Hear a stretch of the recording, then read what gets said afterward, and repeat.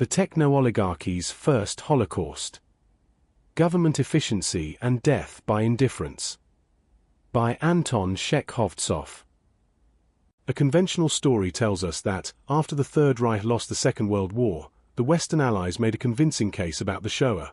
The Nazi program aimed at eradicating the Jews from across its empire, and yet many so-called ordinary Germans, including ordinary soldiers, would not believe it.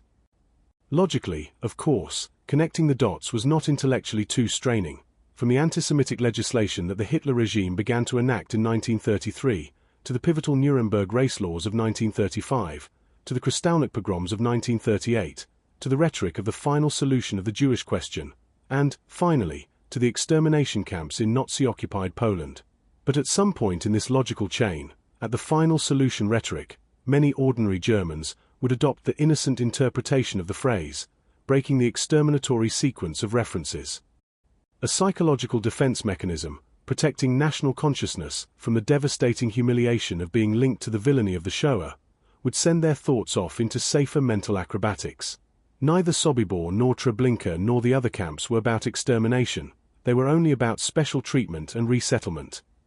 That millions were killed in those camps had no connection to the genocidal interpretation of the final solution. They died for other reasons. Perhaps the innocent interpretations of solution, treatment, resettlement, evacuation, and other words appeared more rational, more in keeping with the traditions of German idealism, than the eliminatory ones, but they were not. Once the Nazi belief system had established that the Jews represented an existential threat to the Aryan race, the final solution became a managerial problem. Resettlement would not neutralize the threat, it had to be eradicated. Or, to use Zygmunt Bauman's metaphor, it became a gardening problem. To keep a garden in its planned shape and to take care of the cultured plants, the weeds had to be exterminated. A gardener's motives are always rational, his hand moves in a calculated manner. The bureaucracy of the gardening state is programmed to seek the optimal solution.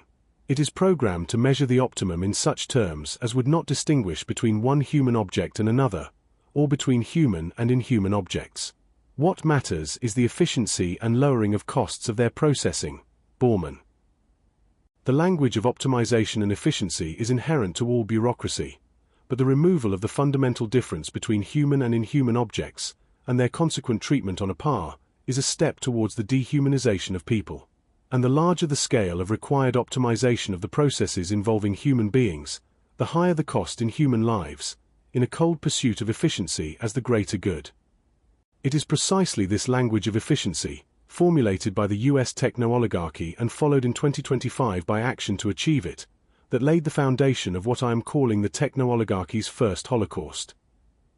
I use the word Holocaust with reference to the ancient Greek sacrificial practice in which animals were wholly burnt, holocaustos, as an offering to the gods.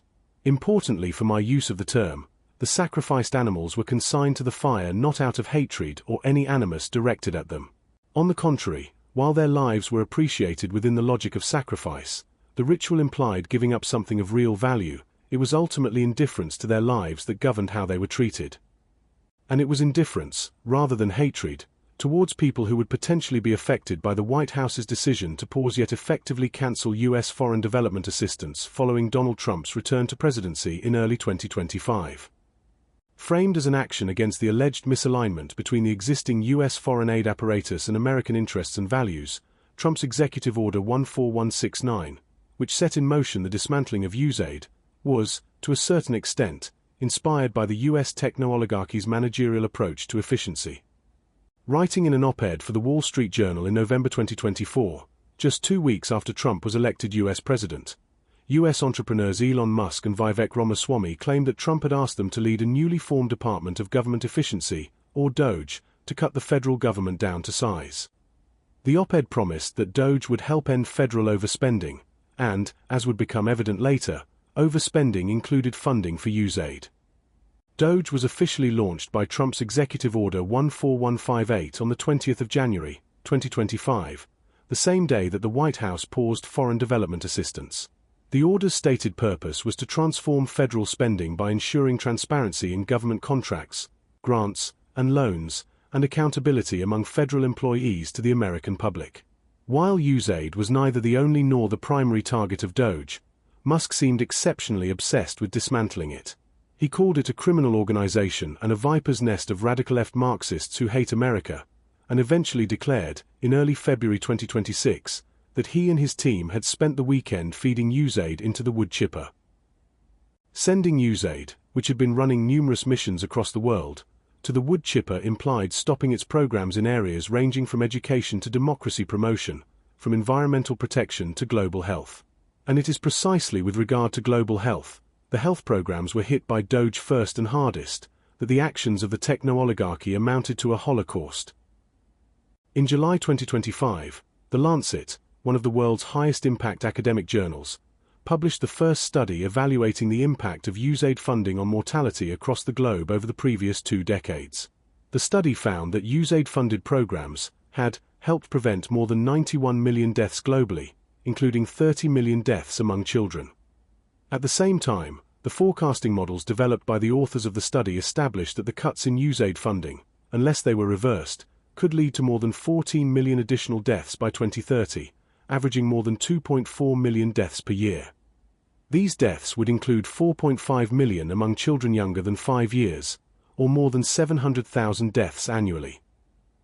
These shocking figures assumed the total defunding of global aid programs, which, fortunately, has not occurred. Actual US spending fell far less in 2025 than the wholesale dismantling implied, as money kept flowing on existing commitments.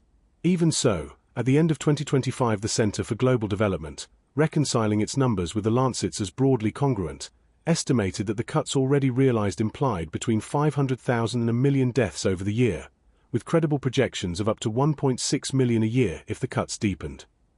It was bureaucratic inertia, not mercy, that deterred the larger toll, yet the cost in human lives of the techno-oligarchy's pursuit of efficiency already exceeds most of the atrocities to which the 20th century gave names. Yet nearly all programmatic mass atrocities of the last century carried an ideological load that suggested hatred towards their victims. Often the hatred was ethnic, religious, or both. Armenians, Jews, Roma, Tutsis, Bosniaks, and others were targeted, murdered, or lethally abandoned because their mere existence, their perceived culture, skin color, way of life, provoked hatred or revulsion in their persecutors. Even the atrocities emanating from 20th century collectivization efforts, such as the Holodomor in Soviet Ukraine or the Khmer Rouge purges in Cambodia, were not purely matters of indifference. Whatever part ill-conceived quests for agricultural efficiency played in them, the victims were not a neutral, invisible side effect. They were marked out, as class enemies, as ideological obstacles, as bearers of the wrong nationality, and destroyed as such. The victims of the techno-oligarchic Holocaust constitute a radical departure from the murderous experience of the 20th century.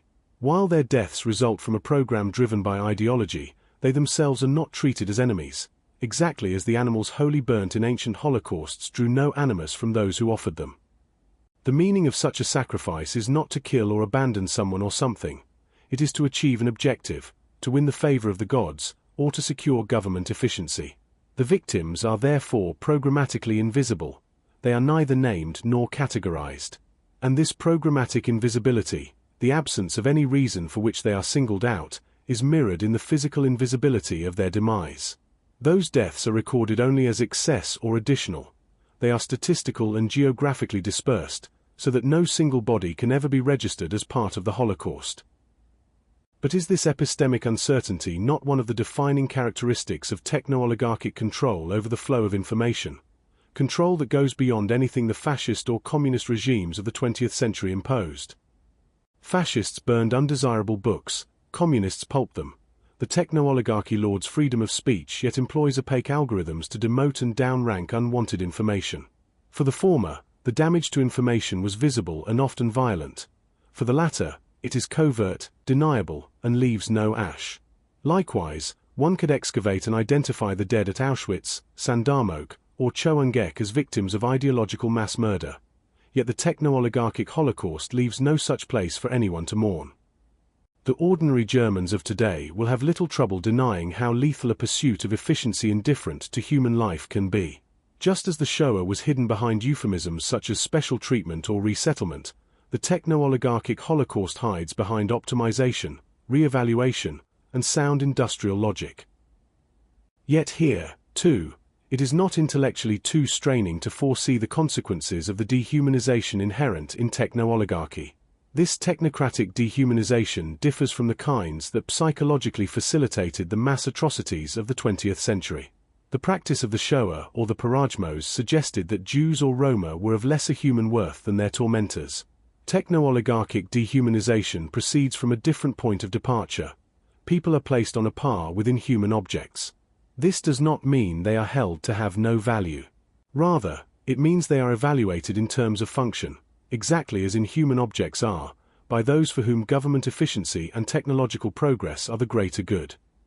Reduced to function, like any other component, human beings lose all cultural protection from the not-so-invisible hand of the techno-oligarchic gardener, protection rooted in classical antiquity and crystallized in the humanistic traditions of the Renaissance and the Enlightenment. Reduction of this kind does not stop at a single Holocaust. Its natural endpoint is a global human tragedy of a magnitude we have not yet seen.